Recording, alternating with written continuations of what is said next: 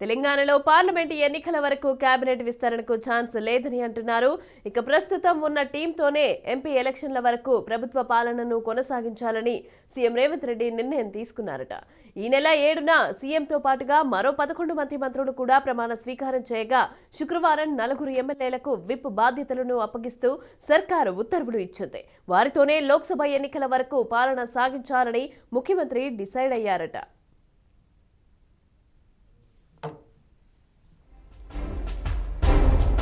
తెలంగాణలో కొత్తగా అధికార బాధ్యతలు స్వీకరించిన కాంగ్రెస్ పార్టీలో ప్రస్తుతం సీఎం, మంత్రులు, విప్లు కలిపితే 15 మంది కేబినెట్ ర్యాంకును కలిగి ఉన్నారు. చీఫ్ విప్ దాసి వినయ్ భాస్కర్ తో కలిపి ఆ సంఖ్య 16కు చేరుకుంది. వీరిలో ఓసీ సామాజిక వర్గం నుంచి 6, బీసీ నుంచి 4, ఎస్సీ సామాజిక వర్గం నుంచి 3, ఎస్టీ సామాజిక వర్గం నుంచి 2 ప్రాతినిధ్యం వహిస్తున్నారు. దీంతో అన్ని వర్గాలకు సమన్యాయం చేశామనే ఫీలింగ్ లో కాంగ్రెస్ పార్టీ ఉన్నట్లు కనిపిస్తోంది. పార్లమెంట్ ఎన్నికల వరకు ఇదే టీంతో పాలన కొనసాగించడం వలన ఎలాంటి డిస్టర్బెన్స్ లేకుండా ప్రభుత్వం ముందుకు సాగుతుందని సీఎంతో పాటు కీలక మంత్రులు అభిప్రాయాలను వ్యక్తం చేసినట్లు తెలుస్తుంది.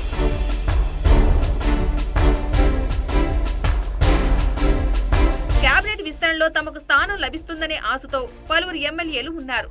కులాల సమీకరణలో భాగంగా తమకు లభించే ఛాన్స్ ఉన్నదని ఇప్పటికే కాంగ్రెస్ పార్టీకి చెందిన కొందరు ఎమ్మెల్యేలు, అనుచరులు, సన్నిహితుల వద్ద చెప్పుకుంటున్నారు.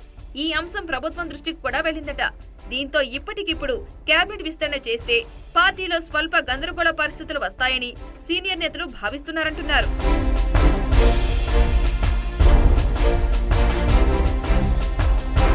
అందుకే రేవంత్ కేబినెట్ విస్తరణకు హోల్డ్ పెట్టారంట. అయితే ఏఐసీసీ ఆదేశిస్తే విస్తరణ చేయాల్సిందేనని పార్టీ నేతలు అంటున్నారు. మరోవైపు కార్పొరేషన్ పదవుల కోసం కూడా చాలా మంది నేతలు ప్రయత్నాలు మొదలుపెట్టారు. రాష్ట్ర వ్యాప్తంగా వివిధ శాఖల్లోని 56 కార్పొరేషన్ చైర్మన్ల పదవుల కోసం కాంగ్రెస్ పార్టీ నేతలు, సీఎం, మంత్రులు, అగ్రనేతల చుట్టూ ప్రదర్శన చేస్తున్నారు. వీటిని ప్రకటిస్తే కూడా పార్టీలో కొంత అసంతృప్తి రాగం వినిపించే అవకాశం ఉందని సీఎం రేవంత్ ముందస్తు చూపుతో వీటిని కూడా పార్లమెంటు ఎన్నికల వరకు ఆపాలని భావిస్తున్నట్లు సమాచారం.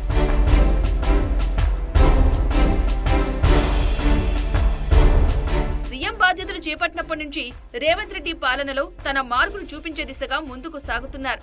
కొత్త విధానాలు, సాంప్రదాయాలను పరిచయం చేస్తూ ప్రభుత్వాన్ని నడిపిస్తున్నారు. మరో 2 నెలల వరకు కూడా ఇదే పంతాలో పోవాలని సీఎం ఆలోచిస్తున్నారట. అన్ని శాఖలకు కీలకమైన అధికారాలను నియమిస్తూ వివిధ విభాగాలకు కూడా సమర్థవంతమైన హెచ్ఓడీలను నియమించే దిశగా రేవంత్ తన పాలన కొనసాగిస్తున్నారు.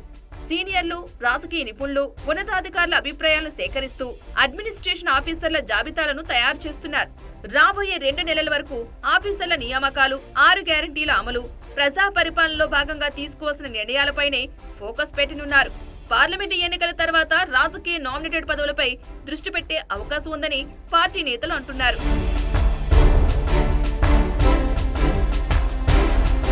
మొత్తం మీద కేబినెట్ విస్తరణకు కాంగ్రెస్ ప్రభుత్వం మరికొంత సమయం తీసుకునే అవకాశం ఉందని పార్టీ కీలక నేతలు చర్చించుకుంటున్నారు.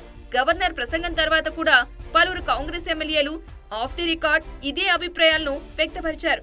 అయితే కేబినెట్ విస్తరణ, కొత్త మంత్రుల ఎంపికలో సీఎం, హైకమాండ్దే తుది నిర్ణయమని మరికొంతమంది శాసనసభ్యులు అంటున్నారు. మొత్తానికి ఇప్పటికిప్పుడు కేబినెట్ విస్తరణ లేదనే అభిప్రాయం వ్యక్తమవుతోంది.